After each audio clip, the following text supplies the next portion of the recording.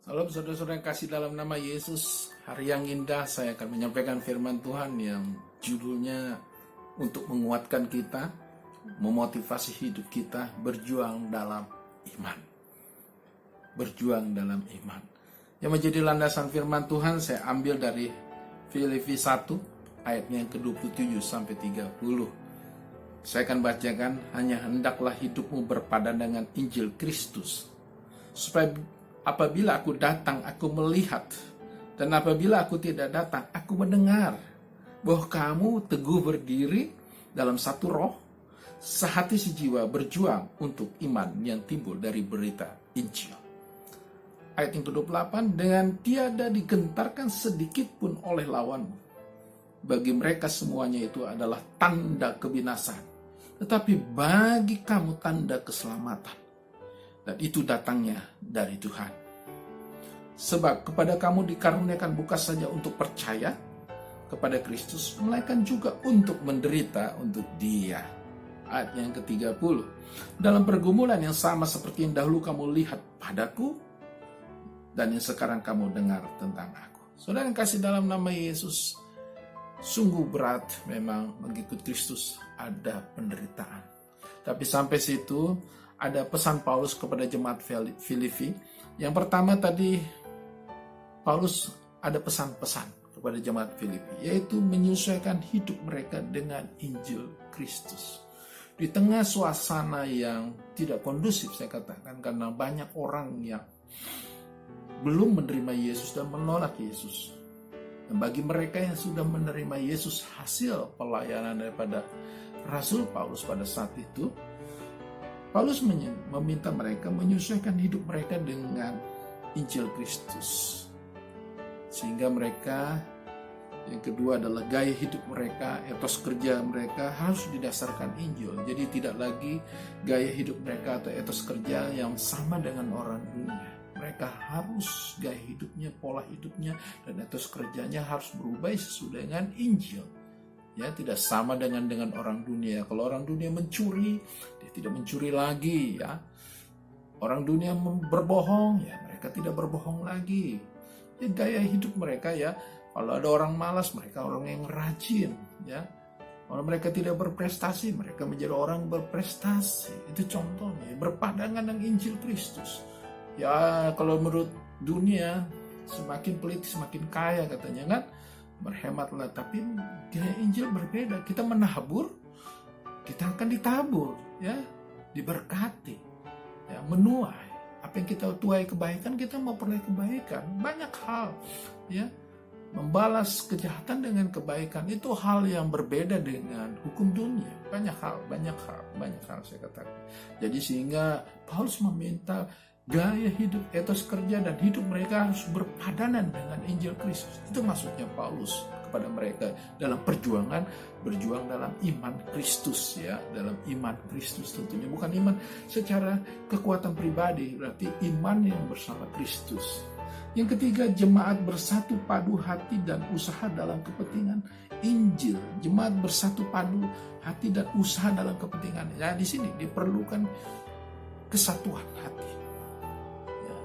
Orang yang sudah menerima Injil sebaiknya adalah orang yang bisa berpadanan dengan Injil, itu bersatu. Mereka bersama-sama sepenanggungan, ya, bersama-sama bergotong royong dan melakukan yang terbaik, ya, melakukan yang terbaik maksudnya untuk kemuliaan Tuhan. Semakin mereka berkumpul bersatu padu, ya semakin baiklah tujuan hidup mereka. Tidak menjadi orang yang individualistis, ya, atau egosentris, ya. Dengan bersatu padu mereka jadi orang yang hidupnya adil. Itu yang pertama. Dan yang kedua, akan hidupnya penuh dengan kasih tentunya, ya. Ada dua hal item dengan bersatu padu tadi. Mereka melakukan keadilan dan kasih. Kita tahu mereka, gaya hidup mereka adalah gaya hidup yang luar biasa. Saya katakan mereka pada saat itu melakukan keadilan, ya. Bagi yang kekurangan mereka akan bantu. Ya, jadi mereka merasa sepenanggungan. Jadi tidak ada orang yang berlebihan pada saat. Jadi karena sama anak Tuhan, mereka merasakan yang sama. Itulah keadilan. Dan mereka memberi dan mengasihi dan memperhatikan kehidupan orang-orang anak Tuhan, ya, anak-anak Tuhan tentunya secara khusus mereka tidak lagi egosentris, memperkaya diri untuk kekayaan 7 turunan, tidak seperti hari ini, ya. Dan mereka melakukan untuk memberikan yang terbaik untuk kemuliaan Tuhan dan memperhatikan orang-orang yang sudah selamat di dalam Kristus. Yang berikutnya yaitu, ini yang paling berat, mempertahankan iman di tengah-tengah hambatan iman mereka yang tidak mengenal dan menolak Injil dan ketidakramahan mereka. Ya, mereka mempertahankan iman. Dalam berjuang dalam iman, mereka harus mempertahankan iman di tengah-tengah orang yang menghambat mereka dan menolak mereka. Ya, kita di bangsa Indonesia pun merasakan seperti itu. Dan saya juga merasakan waktu dulu saya bekerja. Saya merasakan seperti itu. Ada hambatan-hambatan dan penolakan bagi orang-orang yang ikut Yesus, ya. Nah, mereka harus mempertahankan iman. Jangan sampai menggadaikan iman atau menjual iman. Nah, ini yang bahaya, ya. Nah, Paulus mengingatkan bahwa hambatan-hambatan dari orang yang menolak atau tidak menerima Yesus, kadang-kadang ada tawaran-tawaran yang sepertinya tawaran-tawaran yang manis, ya. Saya juga mengalami, saudara, jangan berpikir kalau saya menyampaikan ini tidak. Saya mengalami, ya, dalam dunia kerja tentunya waktu saya bekerja mengalami hal seperti itu. Ada tawaran, kalau Bapak mau pindah keyakinan, kita akan berikan ini A, B, C dan segala macam dengan fasilitas A, B, C. Tapi bagaimana mempertahankan iman, perjuangan iman kita itu yang Tuhan lihat. Yang terakhir yaitu karunia menderita dengan tetap bekerja, melipat gandakan perbuatan baik dan melakukan pekerjaan Tuhan. Nah, ini dia. Ikut Yesus, ya, saya meluruskan, ikut Yesus, berjuang dalam iman, dia harus punya karunia menderita, saudara. Kalau nggak ada karunia menderita, waduh, dia nggak tahan, ampun deh. Ya, lebih baik saya mati saja, ya, atau saya pindah kepercayaan. Itu yang saya katakan. Harus siap, siap, ya, risiko itu ikut Tuhan Yesus, karunia menderita, tapi tetap bekerja. Nah, ini saya katakan konsisten untuk tetap bekerja, bukannya lari, bukan skeptis.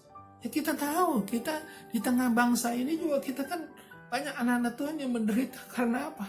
Karena tekanan-tekanan tadi, saya bilang tekanan politik, tekanan agama, ketidakramahan mereka, ya, ketidaksukaan mereka terhadap kita. Apalagi sekarang semakin kelihatan sangat signifikan, saya katakan, dengan cara berpakaian saja sudah kelihatan bahwa kita bukan kelompok mereka, sangat signifikan.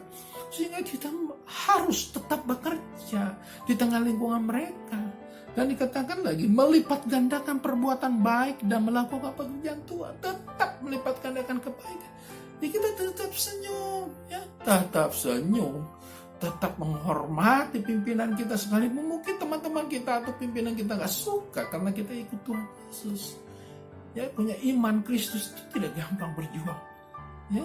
Dan kita dikatakan melipat gandakan perbuatan baik dan melakukan pekerjaan Tuhan. Nah, ini melakukan pekerjaan Tuhan. Paulus meminta untuk melakukan pekerjaan Tuhan tetap konsisten. Artinya, ya, pada saat kita harus beribadah, ya beribadahlah. Pada saat kita harus melayani, ya melayanilah. Jangan sampai karena kita perbedaan iman, kita toleransi dengan mereka, akhirnya kita ikut-ikutan mereka, kita tidak beribadah. Nah, itu tidak baik. Waktunya beribadah, kita tunjukkan pada saat jam ibadah itu. Kiranya saudara yang menjadi anak-anak Tuhan dimanapun berada, berjuang dalam iman adalah hal yang harus kita lakukan sebagai anak-anak Tuhan di tengah suasana, situasi, kondisi yang seperti ini. Apalagi kita yang ada di bangsa ini, bangsa Indonesia. Saya juga merasakan itu sungguh berat kalau tanpa kita kekuatan Tuhan. Mari kita andalkan kekuatan Tuhan, berjuang dalam iman Kristiani dan percaya dalam apapun persoalan saudara, dan hiduplah berpadanan dengan Injil Kristus. Dan gaya hidup kita, etos kerja kita harus juga berdasarkan Injil Kristus. Kita tidak sama dengan gaya hidup mereka, kita paradigma, filosofi dan budaya kita sudah berbeda dengan mereka. Dan berikutnya tadi dikatakan jemaat harus bersatu padu untuk menghasilkan keadilan dan kasih di antara kita. Ya, kita sesama anak Tuhan harus punya adil, kasih minimal kita yang seiman, satu umat, apalagi satu gereja. Dan berikutnya dikatakan mempertahankan iman di tengah-tengah mereka. Kita harus mempertahankan iman kita di tengah-tengah mereka. Jangan sampai kita tergadaikan atau terjual iman kita karena jabatan atau posisi. Jangan, kita berjuang dalam iman.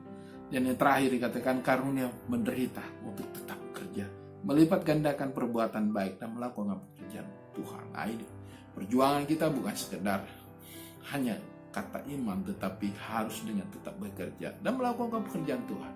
Walaupun mungkin kita harus berjuang untuk itu ya, berjuang ya, waktunya beribadah kita beribadah, waktunya kita melayani dan kita harus etos kerja kita semakin baik.